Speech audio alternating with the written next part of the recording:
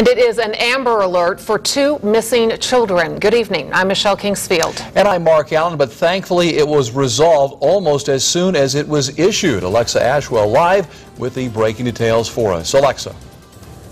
Well, Mark, Michelle, a very confusing situation. We're going to try to make it as simple as possible. Right now, we're at Tom Cloud Park in Huber Heights, but this originated as a domestic dispute between a mother and father about a half-mile away at TJ Precious Metals. Somehow, the mother showed up in her white Durango at that store. The father showed up in a gray car. You can actually see this gray car is behind me now at Tom Cloud Park. An argument ensued. The mother had her 9-month-old boy and 8-year-old girl inside the car when they met at Precious Metals. An argument ensued again, and the father actually drove off with the mother inside this gray car that you see here at Tom Cloud Park. Soon after, police were called and the father ran from the park. Police caught up with him not too far away on Harshmanville Road. He had caught a ride with a friend, asked him to pick him up, so he is in custody. Meanwhile, the mother was questioned at Tom Cloud Park, and it is believed that she told police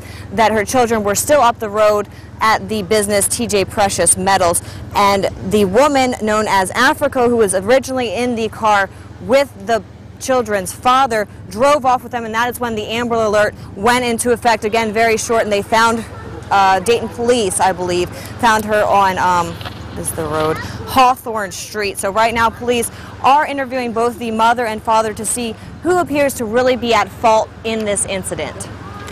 He drove off with me. He tried to skirt out with me, and my kids was left in my other car. He did not care. We're still looking into the circumstances as to whether or not, she voluntarily got into the car, or if they're fighting and she had to jump into the car to protect herself, because she's basically saying that the car was trying to pull away, and the only reaction she had, or the safe movement that she could do, was to jump inside it to keep from being hit or what have you. Again, a very confusing situation. Police are still trying to work it out, but the most important thing is that the children, both the boy and girl, are okay. But right now, police are looking for that woman. They only have a nickname known as Africa. We're going to continue to follow this story and bring you any and all updates. First on WDTN at 6 and online at WDTN.com. Reporting live in Huber Heights, Alexa Ashwell, 2 News.